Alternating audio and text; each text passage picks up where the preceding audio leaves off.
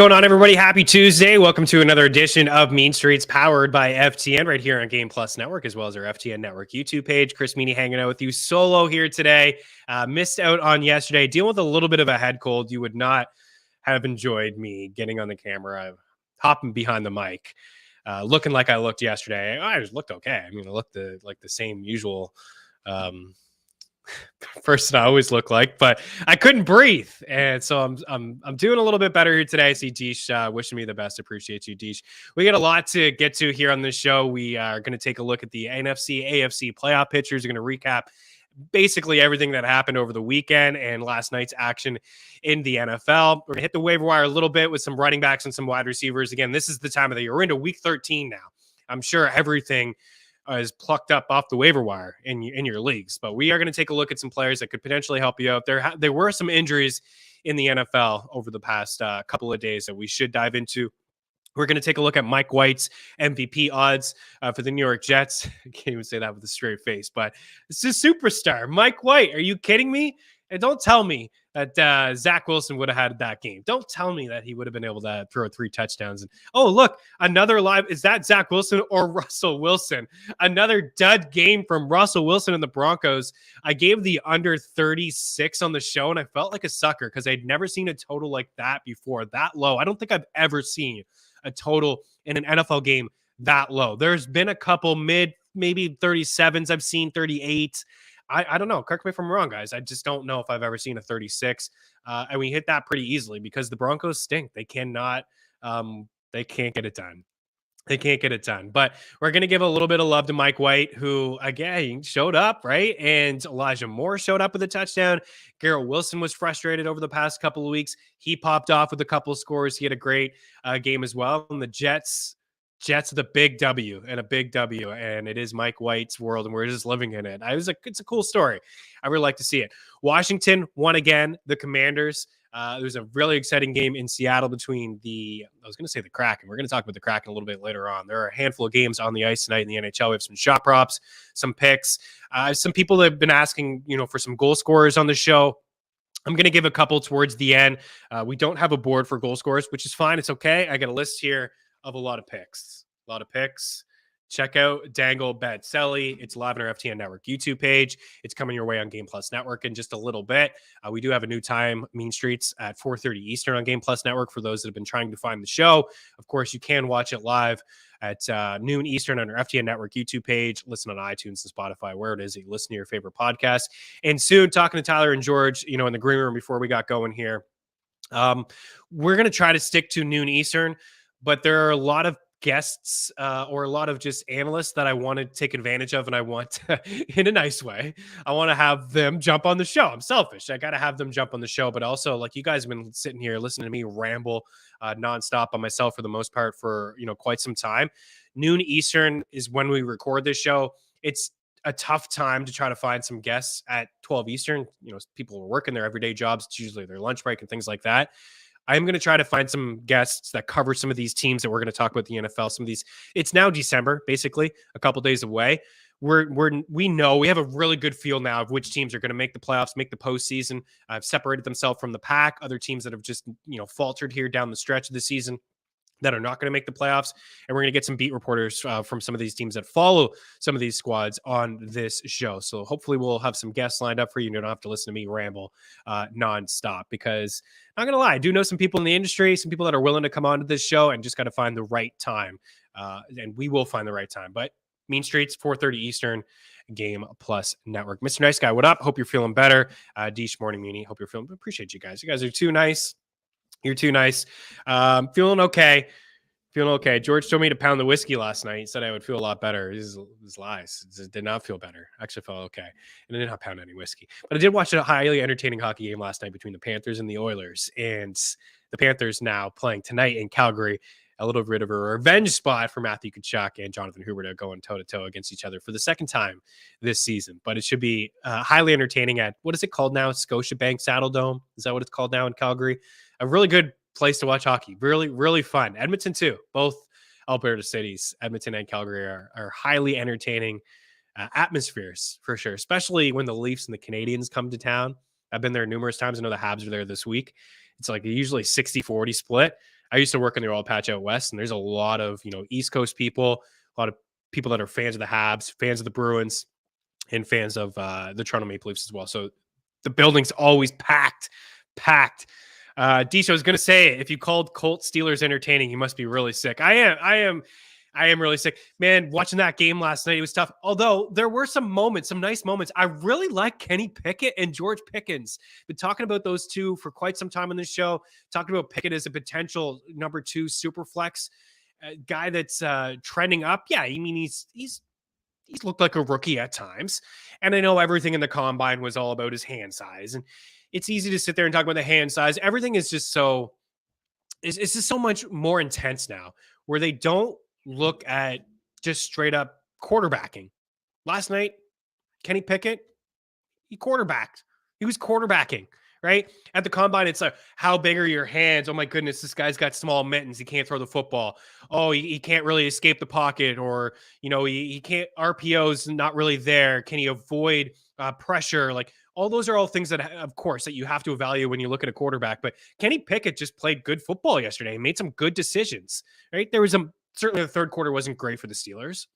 But towards the end of that game, when the game was on the line, when the Colts took the lead with that long kick return and Taylor found the end zone, and it looked like the Colts were rolling offensively, Pickett made some really nice throws. He can escape the pocket. He's kind of sneaky on the ground.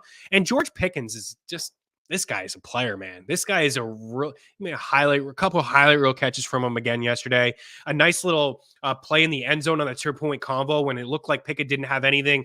He went to go to the left and he juked and comes back to the other side in the corner of the end zone. Boom. That's going to be a duo. It's going to be one of the best duos, I think, in the league. I really do believe it. I'm drinking the George Pickens Kool-Aid. I just really like this guy coming out of the draft. The Steelers find a way to draft really good wide receivers. They always seem to find a way. You go back over the years, right? And there's numerous: Antonio Brown, Juju, Hines Ward, Emmanuel Sanders was really good for the Steelers over a couple of years, and now Pickens is the latest.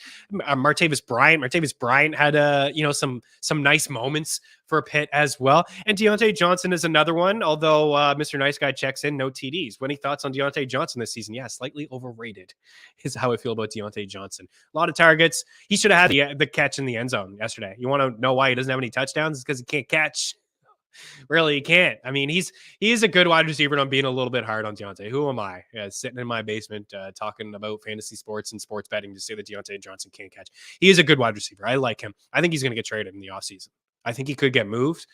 It's going to be a heck of an offseason. There's a lot of high-profile running backs that are unrestricted as well. Saquon Barkley, Josh Jacobs, who had a monster day over the weekend.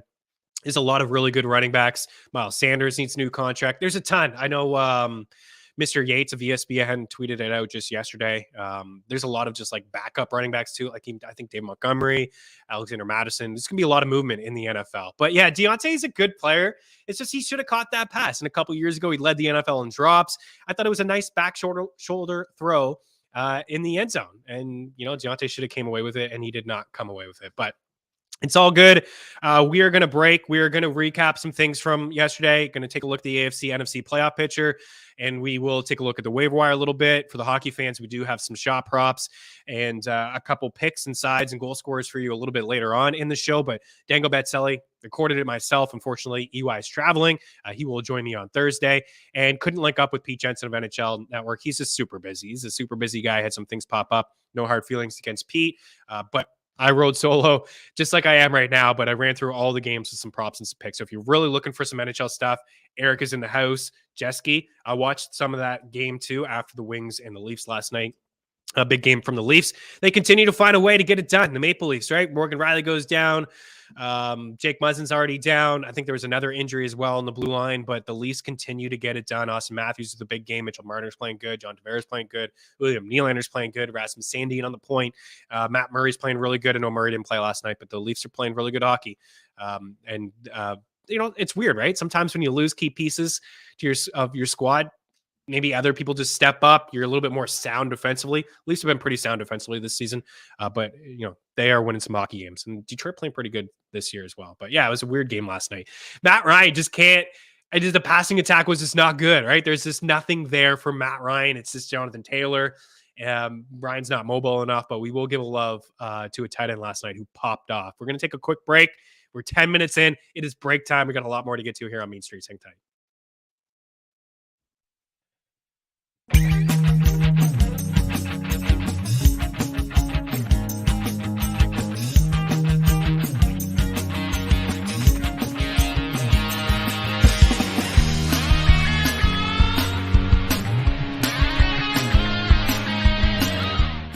I can't say enough about what we've got going on over at FTNBets.com.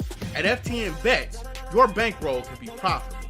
With the FTN Bet Tracker, you can tell your favorite experts across all sports, including the NFL, NBA, and Major League Baseball. Welcome back to Mean Streets here on Game Plus Network. I'm your host, Chris Meaney. And with our premium content, you can take your bets to the next level. Only $49.99 a month.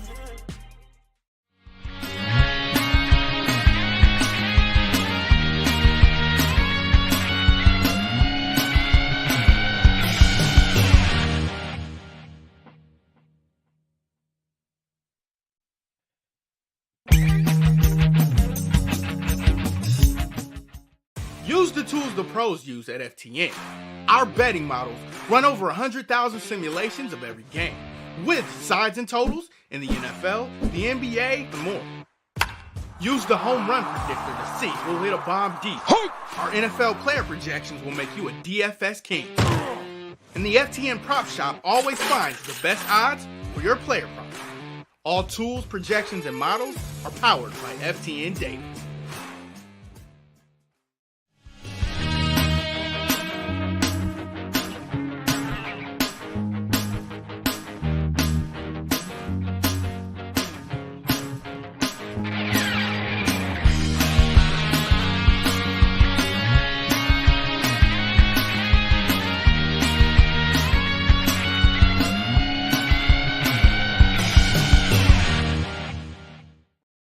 Welcome back in. Mr. Nice Guy brings up a comment here. A tough injury for the Eagles on Sunday night. Chauncey Gardner-Johnson, lacerated kidney. I saw on Instagram, he messaged, he posted something that basically a picture of him and all fired up, coming out of the tunnel at the link.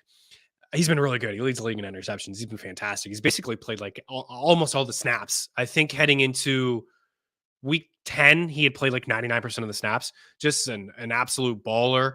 He's been really good. It's the position I think that the Eagles are the thinnest at safety and play wide receivers against them.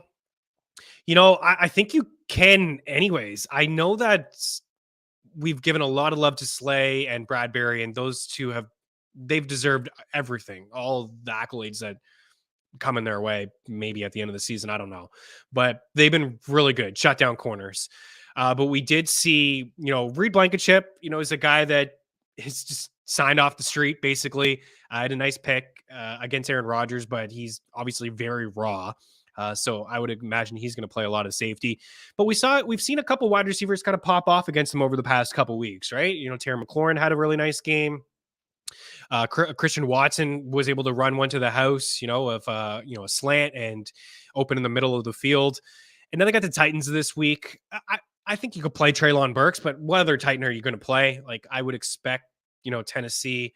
I'm surprised we actually don't have the odds. Usually we have this on a Tuesday, so I'm a little bit behind and not 100%. So my bad there. You guys can always check out the prop shop and get the best possible odds, but I always like to look at the matchups early on Tuesday, and then we can focus on line movement.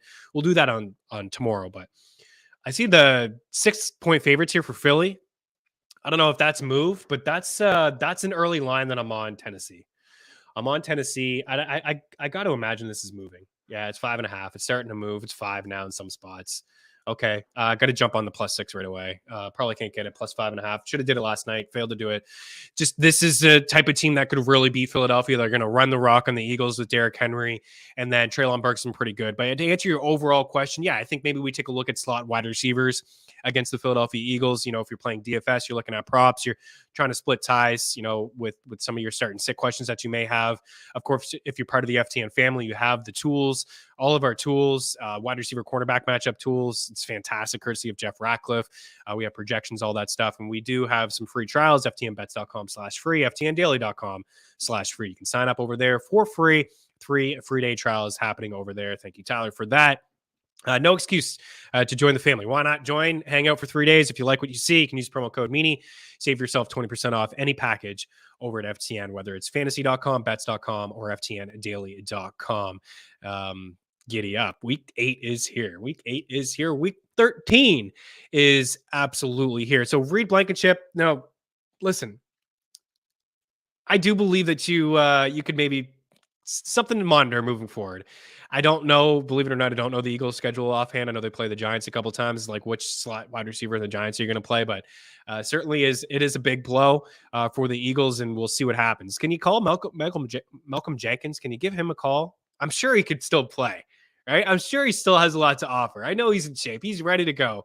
Mr. Jenkins was a big part of the Eagles when they won that Super Bowl. He played like 100% of the snaps. No, I think he played 99% of the snaps in like 2 years, a 2-year stretch with Philadelphia. He is retired, but I think they could maybe give him a shot. We'll see what happens there. Okay, so before we hit the waiver wire, I want to bring up the AFC NFC playoff picture. We could start with whatever conference you like there. Tyler, surprise me. Which way are you going to go? Yeah, you went with the NFC because all 4 teams in the NFC East are in a playoff spot. What? I thought this division was supposed to stink. I thought it was supposed to be just Philly and Dallas. That's it. The Commanders, another win, 1 loss with Taylor Heineke. That 1 loss came against the Vikings, who are 9-2. The 49ers, 7-4, but dealing with some adversity. I still think that I've said it a couple weeks in a row now. I still believe that the Niners are the team to beat in the NFC. I think that they're more sound than the Vikings. I think Philly is right there, but ultimately, I do give the edge to the 49ers because it's really tight, guys. Like Philly's got some really good defensive players. I think Philly's probably got a better offensive line. I think that the 49ers have more weapons, a better play caller, better coach in Shanahan. Nick Sirianni, he's done some good things, but I do believe the Niners are still the team to beat in the NFC. I'd say the Niners, the Eagles, and the Cowboys and with the Bills and the Chiefs are all in a tier of their own. If I would say like tier 1, that's it. That's tier 1. And then you go into tier 2, and then you start looking at like the I don't know. Can I put the Vikings in tier 1?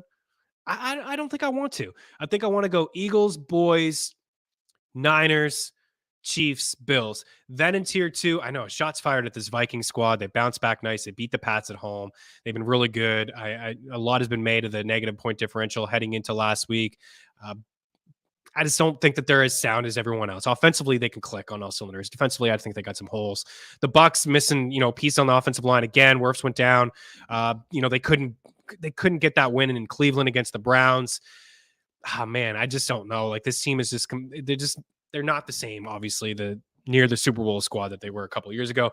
The Commanders, we talked on the show last week about taking them at plus 350, I believe, to earn a wild card berth. I believe that they're going to make the playoffs. And they have a couple games coming up against the Giants, 2 games against the Giants. I think that they have a game against Dallas coming up.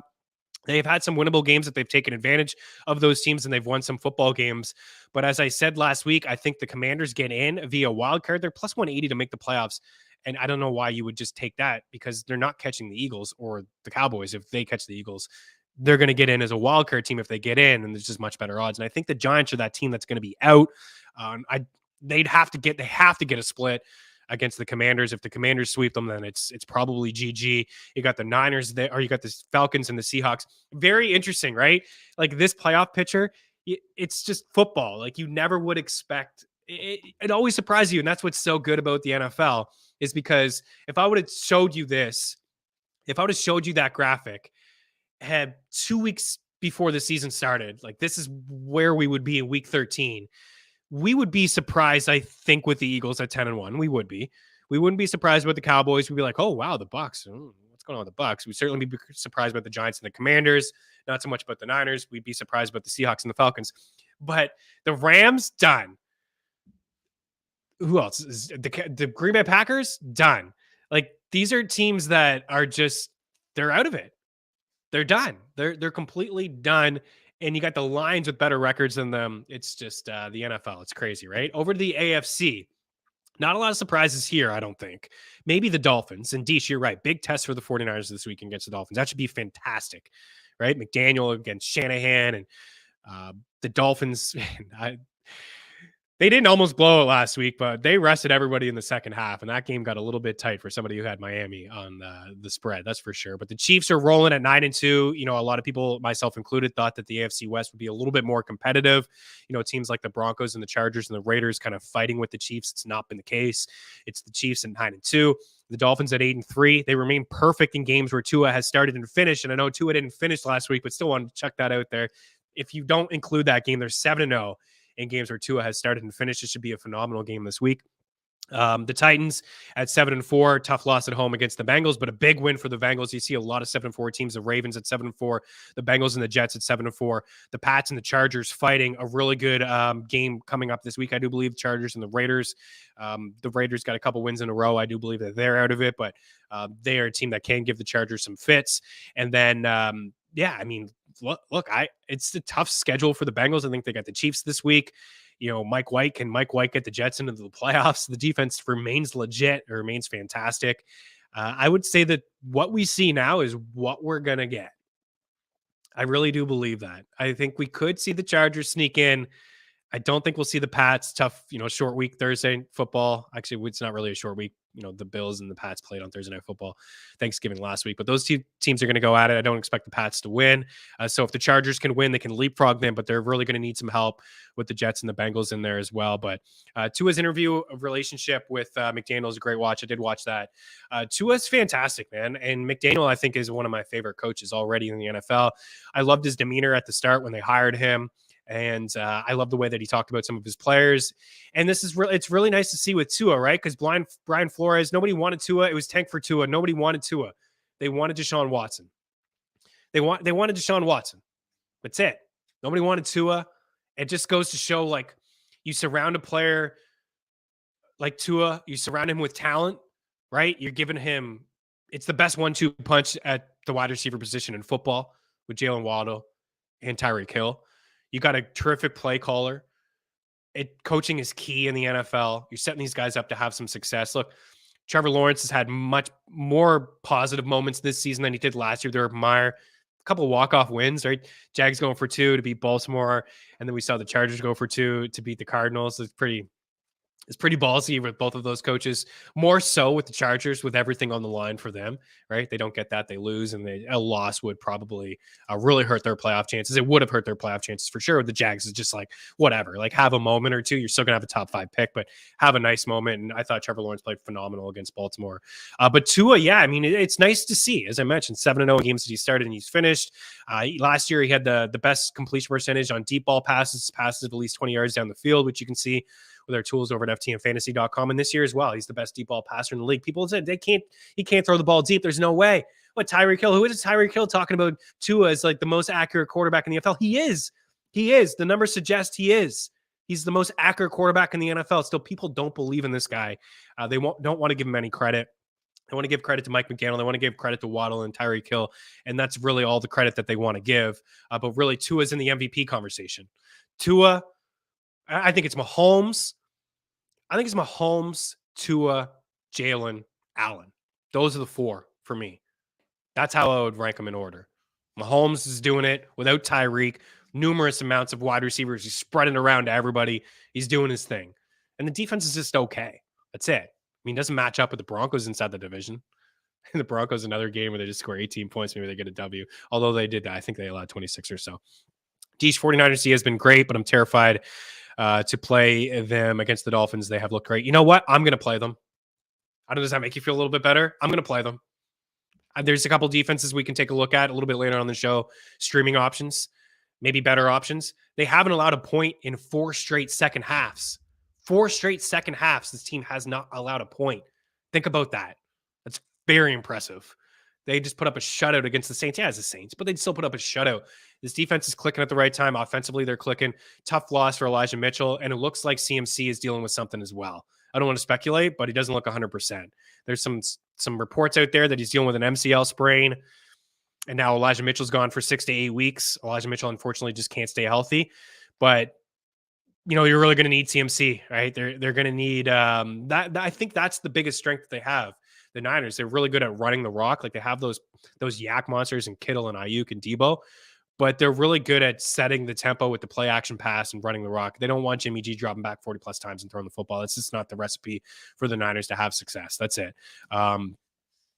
Yeah, they got Trip Polamalu Jr. I was like, wow, Polamalu is like he's out of retirement. Malcolm Jenkins is next out of retirement. Should be a really, really good game of the week, I do believe. I'm gonna roll him out. I know that it could go sideways. They can get some pressure on Tua. They can get some sacks, maybe create a turnover or two. This will be a really tough test for McDaniel and company up against the Niners. Should be a phenomenal football game. Okay, so we're gonna break and then take a look at some of those waiver wire assets. Maybe we'll take a look at some defenses to stream if you're not feeling the Niners, and then we'll take a look at some quarterbacks to stream as well. We do have some teams on bye this week where we didn't last week, and there's only 2 weeks left from your fantasy football season-long your league. And playoffs start on week 15. In week 15, wow, let's go! Mean Streets continues here at Game Plus Network. Keep her locked.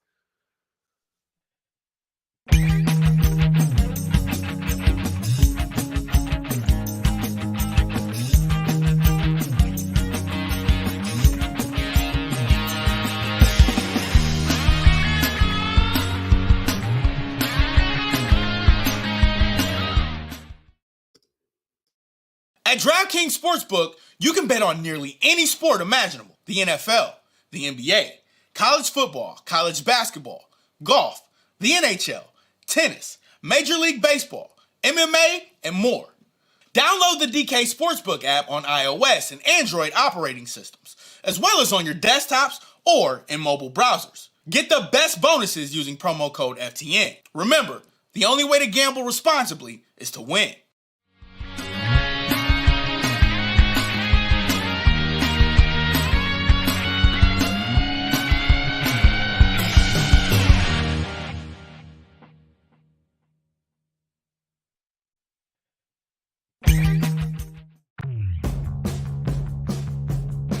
PrizePicks is a creative new way to parlay picks based on expected fantasy point production and single stat projections. You pick 2 to 5 players and predict if they'll go over or under their projected fantasy point total or their single stat total. When parlaying the players, the larger your parlay, the better the payout. A 2-pick entry pays 3x. A 3-pick entry pays 5x. A 4-pick entry pays 10x. As a bonus offer, there's a flex play option. This provides an added level of security on your entry where you can decrease your multiplier received if you miss one of your entries but hit on all the others. At FTN, we have PrizePicks coverage for every sport in both article and standalone pick format on our PrizePicks pick tracker. Use promo code FTN for a 100% deposit match on your first deposit of up to $100.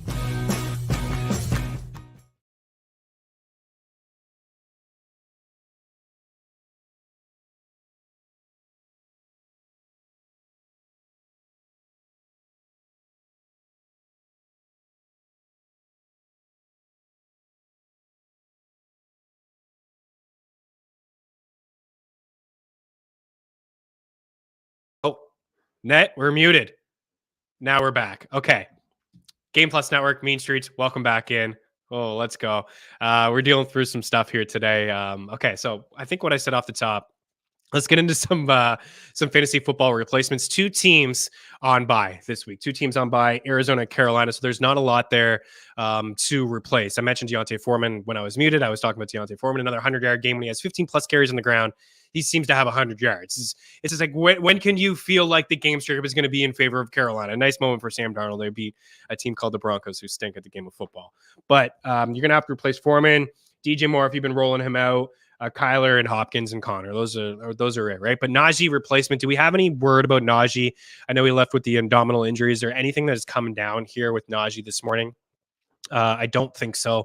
I'm scanning Twitter. I'm following it, but I think the first placement is, it's Benny Snell, but we do have a list of running backs here. Again, this is ownership is different in every league. There's a couple here on the top of this list that are probably owned in your leagues, competitive leagues. But when I got together with Justin Boone of The Score last week and we were talking some waiver wire players, I mentioned Brian Robinson Jr. And I mentioned Brian Robinson Jr.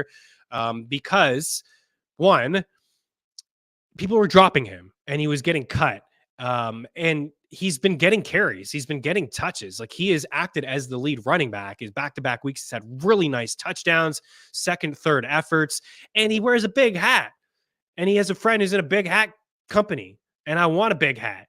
And Tyler told me he thinks that they're like $70, but I'm willing to spend $70 on a big hat for my big head. I'm into it. Anybody see it? No, we saw it. Do you have the list, Tyler, of the running backs, the waiver wire running backs? So here we go. So the top two are probably owned, right?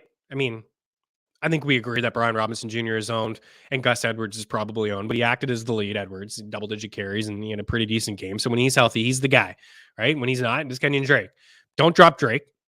Edwards could suffer an injury tomorrow. Like, we just don't know. Don't drop Drake. Kerwin Williams. Williams is on this list. Benny Snell. Savannah Knight is on this list. Myles Gaskin, Ty Johnson, Kenneth Gainwell, and JaMychal Hasty. So there's really a lot to unpack here. There's a couple things are just like on injuries, right? We just don't know. You know, Mark Carr checks in. Did they already talk about the Jets and if Robinson could possibly come back, or is it Z Knight a good waiver wire option? So don't know about Michael Carter. And again, this is part of the reason why I love having your waivers run Thursday morning. You get that extra day of practice reports. I'm sure we'll hear something today about Michael Carter or, Najee Harris. But if we can put that list, if we can chuck that back up there, we can just kind of roll through some of these. So it does depend, on context and things like that. If you need starting running backs, like if you need a starting running back, you don't go Gainwell. If you're looking for just like a high upside stash, like Gainwell is always, I've mentioned him as, you could have some injuries and bye weeks and you can put him in as a flex and he scores a touchdown for you, on Sunday. And it's like, oh, wow, nice. I got double-digit fantasy points. I got Hasty here. Also, Darrell Henderson signed with the Jags, who was inactive over the weekend, and does sound like Travis Etienne is fine, that he could have came back in that game, but they're being cautious with him. I think they're going to be really cautious with him. I wouldn't hesitate to start Travis Etienne. I would definitely start this guy. But, you might want to have Hasty. You may want to have Henderson just in case there's a setback, an injury happens, and decide to shut down their franchise running back. I can call him that, right? He's looked like an amazing running back so far this season. If you need healthy bodies now, Kerwin up at the top, of course, but Kerwin Williams, I believe, is in a pretty good spot this week. And, I think he has more upside than Cam Akers because he catches passes out of the backfield. And that's what we like, where Cam Akers is not doing that. So he's got a matchup here against Seattle. He had 11 carries for 35 yards. The week before, he had 7 carries for 36 yards. I mentioned the passing. I failed to give his receiving yard prop. I thought I had it in the bet tracker. I'm looking for a win in the bet tracker over the weekend. Give me a win, give me a win. Wow, I didn't put Kerwin Williams over 10.5 receiving yards. He had 3 catches on 3 targets for 25 receiving yards. He had a catch against the Saints the week before for 8 yards. And then against Arizona, he had 3 targets, 3 catches for 30 receiving yards. So he adds you a little bit more offensively. As a team that just, I understand that they're not good. Stafford probably shut down. Allen Robinson is shut down. Cooper Kupp is shut down. There's not a lot of options there, but we just saw Josh Jacobs run all over Seattle. We've seen some teams run over the Seahawks over the past couple years. So Kerwin Williams, I think, is a safer play. But again, I'm looking at that board one more time, Tyler. It really is. If there's no Najee, if Najee shut down for a couple weeks, he's been dealing with the foot injury. If we hear that he is out for a couple weeks, then you put Benny Snell to the top. And yeah, I would put Benny Snell to the top. I thought he looked pretty good yesterday, closing out the game, 12 carries. He had a touchdown run. It was very telling that he was on the field. I know that Anthony McFarland Jr. was on the field and he had 6 carries for 30 yards, and it could be crowded. And they brought in Derek Watt when they were short yardage and fullback, and he got the yard for them. But Benny Snell showed me enough yesterday that I think he would be the guy. And I think he can maybe catch a couple passes out of the backfield as well. He only had 1 target, 1 catch for 6 yards. McFarland is more of that third down back who catch a few passes. Think about him in deeper formats if Najee misses some time. But Benny Snell, I do believe, will be the lead there, and I like him. I don't think he's crazy. I do believe Jaylen Warren is out for a little bit, Tyler. And again, that's another thing that you're just going to have to keep an eye on. But I think Warren is a multiple week thing. Obviously he didn't play yesterday, and it's a hamstring injury for him as well. But so I think Snell would be the guy. And then if Michael Carter misses a little bit of time, this is what's really confusing here, Mark. If you need to set your waivers tonight, this can hurt you in a little bit. James Robinson was inactive and healthy scratch. And then Knight was a surprise active, and he looked pretty good actually running the football. I thought he looked decent, to be honest. Like for me, when I'm looking at this Jets backfield, if there's no Carter, I see Ty Johnson as like a veteran back who's like a third down back, but not somebody that I think can really run between the tackles. We've seen him in a limited role over the past couple of years, 5 carries for 62 yards. Yeah, it looks great. He had a rushing touchdown. He did have a run of 32 yards, but for Knight, 14 carries, 69 yards. He had a long of 19. Carter left that game after 6 carries and 21 yards. It's just, it could be crowded. I expect it probably to be crowded. You know, it's kind of telling how they feel about James Robinson, right? To not have him active. But if there's no Michael Carter, I can't imagine James Robinson not being active. So it would turn into maybe a committee. But I would definitely have some bids on Knight. I wouldn't go overboard. It all obviously depends on the context of your league. You know, do you need a starting running back this week? You're looking for, if we hear that Carter is out for 4 to 6 weeks, or he's dealing with a low graded ankle sprain. I think he's out. If I'm speculating, but I don't think he plays this week. So I would have Knight. I'd make sure that James Robinson is active. I'd make sure that Ty Johnson is, or James Robinson is owned. I make sure that Ty Johnson is owned in a PPR setting because his value will come through the air as a matchup against the Vikings. This Jets defense is really good, but the Vikings should be able to push the pace and score some points. And then the following week, they have the Bills as some revenge maybe for Buffalo, as the Bills lost to the Jets earlier in the year, but we could see some garbage time catches from Ty Johnson there. So a lot to kind of unpack. You really need to hear some news today. I'm speculating, but as I mentioned, I think Carter is going to miss a little bit of time. And then I think ETN is fine, but just have, those Jags backs just in case. And then Najee Harris, if Najee Harris goes down, let's just assume Najee, and let's bring one more time, Tyler, that board. Let's assume Najee and Michael Carter are out. Then I would rank them. I would probably go Snell ahead of Williams, and then I would go Williams ahead of Knight, just because I know that, he's going to catch some passes and get some carries where the Jets, it could be crowded. Oh, yeah, and the other guy that I put there is Myles Gaskin, because Raheem Mostert didn't play over the weekend, and then Jeff Wilson left with an injury. I think Wilson is fine. I think it was just a cramp. But who knows, man? This guy hasn't been able to stay healthy over the past couple of years. There's a lot of different moving pieces on the waiver wire. There's some opportunity here for some running backs for sure. Kyle says Warren. Sure, Warren, let's keep an eye. If Warren plays, hamstring injury, maybe he's held out. And even if Warren is active, I don't think that he's just going to dominate the touches out of the backfield. I think we're going to see Benny Snell showed me enough yesterday with the game on the line, a couple nice runs, that he's going to be sprinkled in and get some touches. So it could be crowded in Pittsburgh. It could be crowded in New York. And if Wilson doesn't play, Raheem Mostert, check your waiver wire. Raheem Mostert could be available. You can go back to him if Wilson misses some time. You got Gaskin in there as like the third fiddle. A lot going on at the running back position. But I need help personally. I got Ramondre as my RB1, feeling really good about Ramondre. And after that, I just roll out kind of scrubs in my home league as my RB2. AJ Dillon was on my bench, of course. Tyler, he popped off with a touchdown. He had his best game, right? Of course, AJ Dillon did. But I will be looking at Knight. I will be looking. Kerr Williams is already rostered. I'll be looking at Snell. I'll be looking at Knight. I'll be looking at some of these second and third tier running backs on those crowded backfields. We're going to take a quick break. I'm going to try to get my voice back, and we're going to take a look at wide receivers. And hopefully my mic is not muted out of the commercial break. We'll see. Over under, I'd say minus 115 for my mic to be muted out of the break. We'll be back in a couple. Hang tight.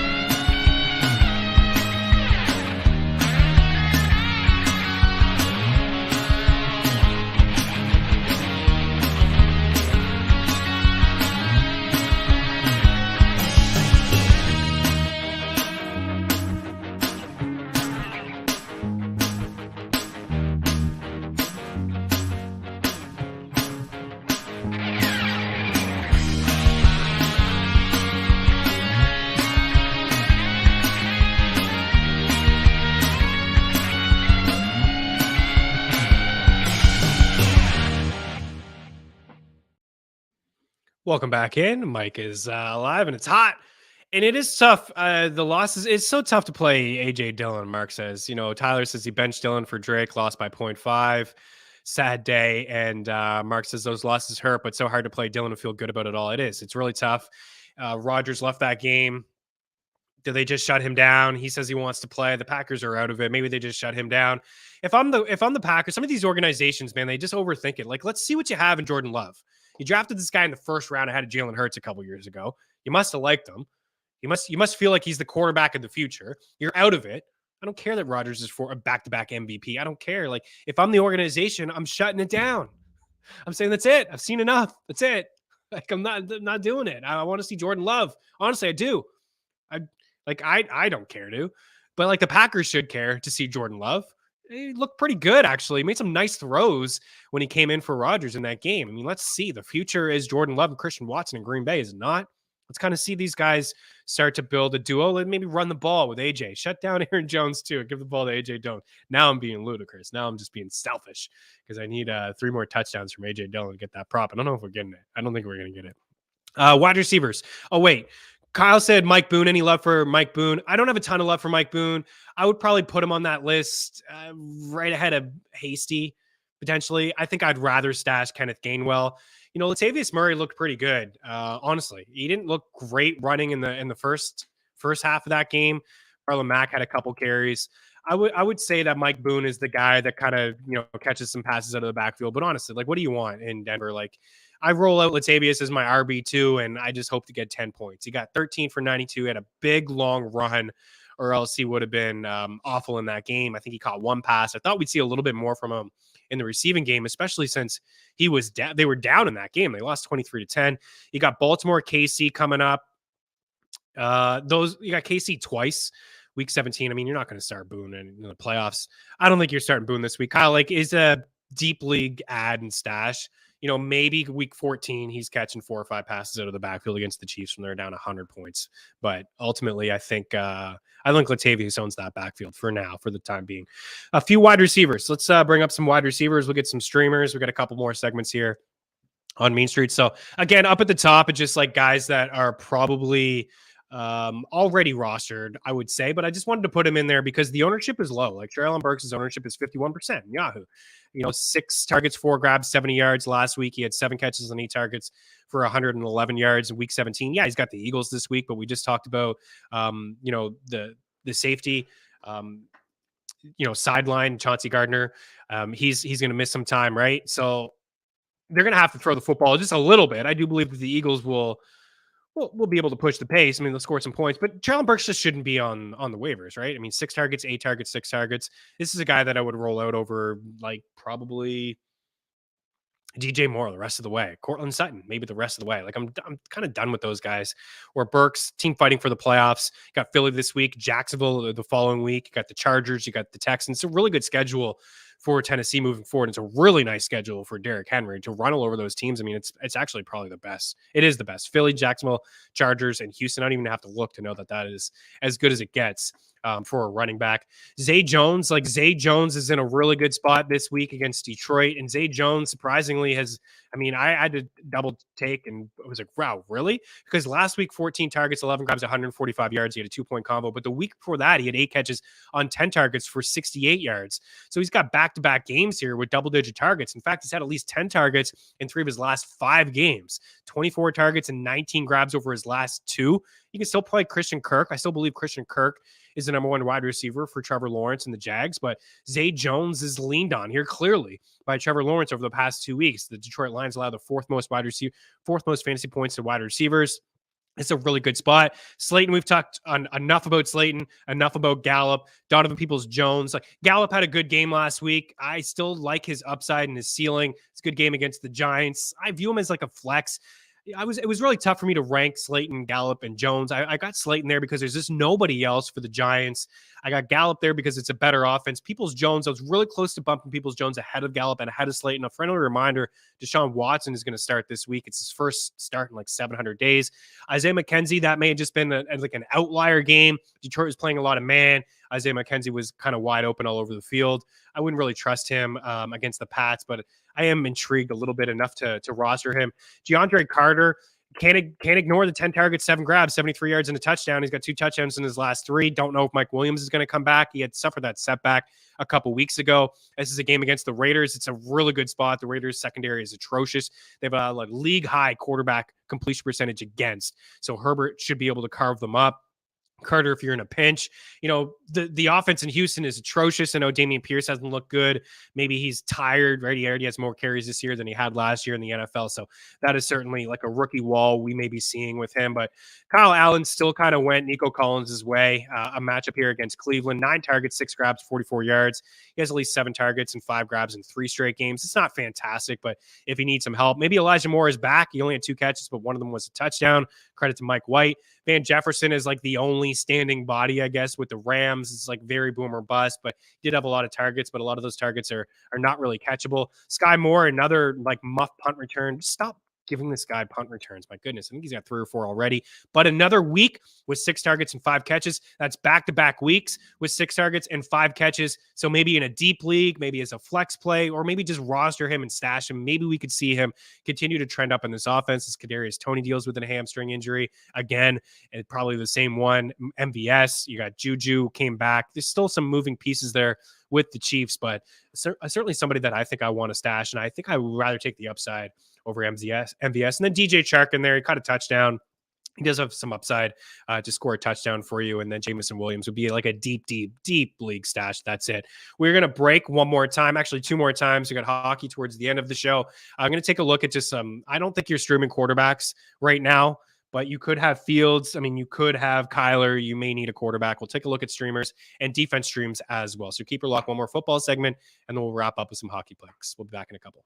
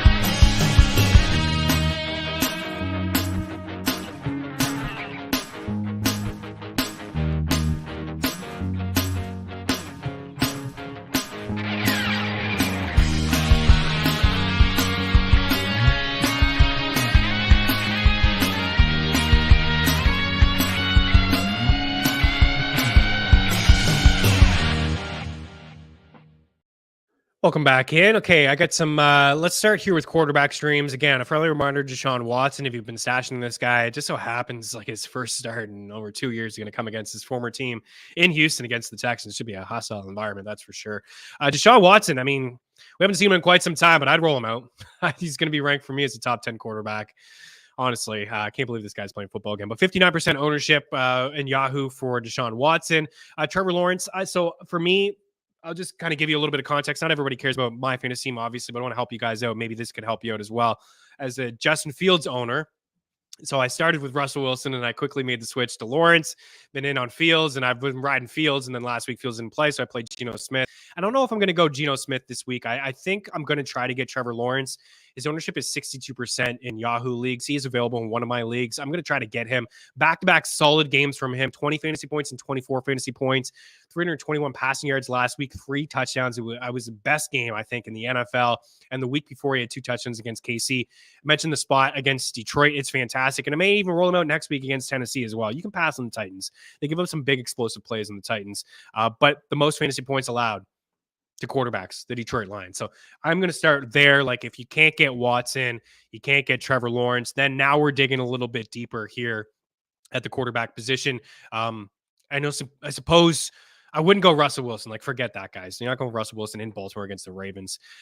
You could go Jared Goff against Jacksonville inside that same game. Goff has had some highlight reel moments, right? Maybe not so much highlight reel, but he's checked some boxes in terms of fantasy. So he is somebody that you could stream. And then Geno, I just don't want to against the Rams. It's 81% ownership. I'll probably just drop him for Trevor Lawrence. As for defenses, Deesh, I understand if you don't want to roll out San Fran. I totally get it. I am personally probably going to roll them out myself, but you have Seattle against the Rams at 20%. You have Cleveland against the Texans at 9%. The defense hasn't been great this season. They've been run all over, but they got some players who can get some pressure off the quarterback, and Kyle Allen is not fantastic. So those are 2 defenses I would look at. Chicago is available in my league, or Green Bay, against Chicago, but I'm not going to do it. I'm just going to roll out San Fran. I think Washington is a really good option as well against the New York Giants. They can generate some pressure on the quarterback. They got 6 sacks in their last couple of games, and they're really good against the run. So I think Daniel Jones will have to throw the football just a little bit. You could go Minnesota against the Jets, but I think I'd still rather roll out San Fran. I know that I would rather roll out San Fran, and Atlanta against Pitt as well, but I'd rather roll out San Fran. And also on the other side, you could go the Giants against Washington. But again, I'd rather roll out San Fran. It's not a team that has a ton of sacks this season. So San Fran, just roll them out. They got a lot of playmakers there on their squad. One more break here, and we got some NHL picks and some props and some goal scorers to wrap up Mean Streets. We'll be back in a couple.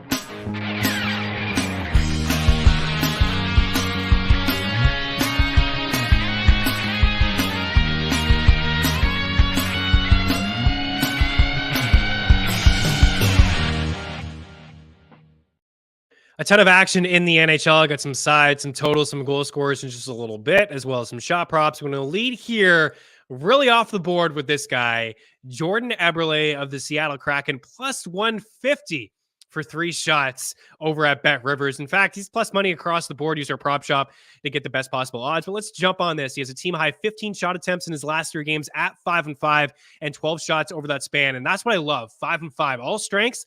He's got 16 shot attempts and still 12 shots overall. So 5-5 numbers have been there for Jordan Eberle. He's got 10 shots in his last 2 games, has at least 3 shots in 3 of his last 5 games, and 4 of his past 6. He's actually coming in pretty hot too. He's got 5 goals and 9 points over his last 8 games. The Kraken are on fire. They've won 5 straight, 8 of their last 10 games. They're 13-5-3 on the season, second in the Pacific. Jordan Eberle is a streaky goal scorer, and right now he is feeling it.